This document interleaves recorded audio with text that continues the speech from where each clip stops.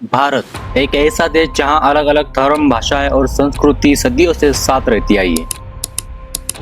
लेकिन इसी देश ने ऐसे दंगे भी दिए जिन्होंने हजारों जिंदगियां बर्बाद कर दी। कहीं मंदिर और मस्जिद के नाम पर खून बहा, कहीं राजनीतियों पर सवाल उठे तो कहीं आम लोग सबसे बड़े शिकार बने। आज की इस डॉक्यूमेंट्री में हम जानेंगे भारत के सांप्रदायिक दंगों की काली सच्चाई। कैसे शुरू होते हैं ये दंगे, कौन फैलाता है नफरत और क्यों हर बार सबसे ज्यादा नुकसान आम जनता को होता है। सबसे पहले हम जानेंगे कि कम्युनल राइट्स क्या होते हैं। कम्युनल राइट्स यानी ऐसे हिंसक संघर्ष जो धर्म या समुदाय के आधार पर होते हैं। भारत में सबसे ज्यादा दंगे हिंदू और मुस्लिम समुदाय के बीच देखे गए। लेकिन सवाल ये है, क्या ये दंगे अचानक शुरू हो जाते हैं? कई एक्सपर्ट मानते हैं कि अफवाहें, राजनीति, भाषण, सोशल मीडिया और पुरानी दुश्मनी अक्सर हिंसा को भड़काने का काम करती है। दंगों में सबसे ज्यादा नुकसान होता है आम लोगों का। दुकानें जलाई जाती है, घर तोड़े जाते हैं, लोगों की जान चली जाती है।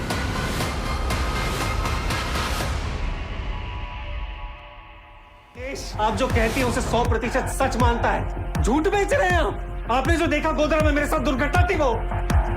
और कई बार तो पूरा शहर ही डर के माहौल में बदल जाता है। भारत के इतिहास का सबसे बड़ा सांप्रदायिक हिंसक दौर था 1947 का पार्टीशन। जब भारत और पाकिस्तान अलग हुआ तब लाखों लोग एक देश से दूसरे देश जाने लगे। लेकिन इसी दौरान शुरू हुई भयानक हिंसा। ट्रेन लाशों से भरी हुई पहुंचती थी, गांव जलाए जाते थे और लाखों लोगों की मौतें हुई। इतिहास के अनुसार ये साउथ एशिया के सबसे बड़े ह्यूमन माइग्रेशन में से एक था। आज भी पार्टीशन की यादें कई परिवारों के लिए एक दर्दनाक कहानी है। 31 अक्टूबर 1984 भारत के प्रधानमंत्री इंदिरा गांधी की हत्या कर दी। हत्या उनके सिख बॉडीगार्ड ने की थी। इसके बाद देश के कई हिस्सों में सिख समुदाय के खिलाफ हिंसा शुरू हो गई थी। इसके बाद दिल्ली में कई लोगों की हत्या हुई, घर और गुरुद्वारे जला दिए गए। कई रिपोर्ट में आरोप ये भी लगे कि भीड़ को रोकने में प्रशासन नाकाम रही। 1984 के राइट्स आज भी भारत के सबसे बड़े विवाद दंगों में गिने जाते हैं। 6 दिसंबर 1992 अयोध्या में बाबरी मस्जिद गिरा दी गई।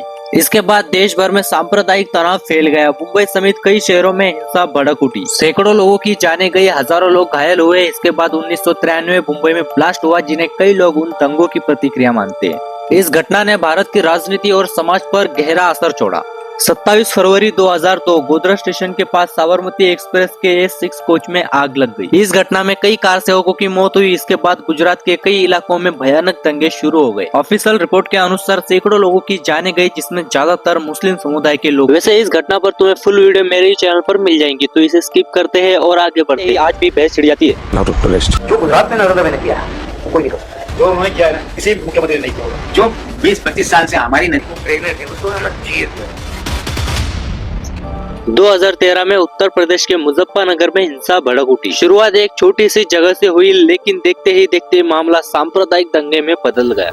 Good evening, you're watching an NDTV exclusive ground report from Muzaffarnagar, where finally, after almost a week of tension, curfew finally eased in at least the town for a few hours today. कई गांव खाली हो गए और हजारों लोगों को कैंपों में रहना पड़ा। आज के समय में दंगे सिर्फ सड़कों पर नहीं फैलते, बल्कि मोबाइल स्क्रीन पर भी फैलते हैं, और वो भी काफी तेजी से। फेक वीडियोस, एडिट फोटोज और हेट स्पीचेस कुछ ही मिनटों में लाखों लोगों तक पहुंच जाती है। एक्सपर्ट मानते हैं कि सोशल मीडिया कम्युनल टेंशन तेजी से बढ़ाता है। हर दंगे के बाद नेता बदल जाते हैं, सरकारें बदल जाती है, लेकिन जो लोग अपने परिवार खो देते हैं उनके लिए जिंदगी कभी पहले जैसी नहीं होती। कई बार तो पुराने वीडियोस नए दंगों में जोड़कर फैलाए जाते हैं। इसी वजह से हालात और भी ज्यादा खराब हो जाते हैं। सवाल सिर्फ हिंदू या मुस्लिम का नहीं है, सवाल इंसानियत का है, क्योंकि जब दंगे होते हैं तब सबसे ज्यादा नुकसान आम लोगों का होता है। शायद भारत की सबसे बड़ी जरूरत आज नफरत नहीं, बल्कि एकता और समझदारी की जरूरत है। अगर आपको ये डॉक्यूमेंट्री इन्फॉर्मेशन लगी हो तो वीडियो को शेयर जरूर करें और चैनल को सब्सक्राइब करना मत भूलिए, क्योंकि यहाँ हम हिस्ट्री और रियलिटी को बिना छुपाए बताते हैं।